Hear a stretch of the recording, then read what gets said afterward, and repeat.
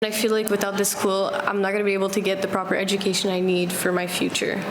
And that's kind of stressing me out. Centennial Academy, a private school in downtown Montreal which provides education to 300 students with special needs, is in financial trouble and may have to close by the end of the school year. They are struggling with a nearly $9 million debt after losing its old location and moving to a heritage building in 2020. Its French program, which serves half the students, doesn't receive any government funding because of a freeze. The school has applied for emergency help, but its future is uncertain.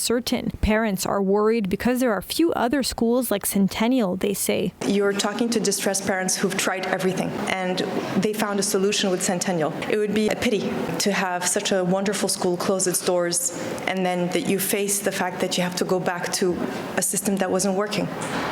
So you finally find a solution, but then somebody comes and takes it away because they don't understand that it's one school, that it's a school that I was able to see that they wanted to promote the French language for people with difficulties that were not being answered with their needs in the public system. And because of that, all those who were lucky enough to have the English eligibility and study in English are now like, the entire school needs to close. It just doesn't make sense. My child, this is her second year at the school, and she's born with a rare genetic mutation. So she doesn't fall under the spectrum of ADHD or dyspraxia or dyslexia, but she has a rare genetic mutation, maybe a few hundred in the world, that impairs her cognitive skills. I've had to travel the world to come to Centennial, and now I realize it's closing. That's, I don't know, c'est un échec. For me, it's a failure.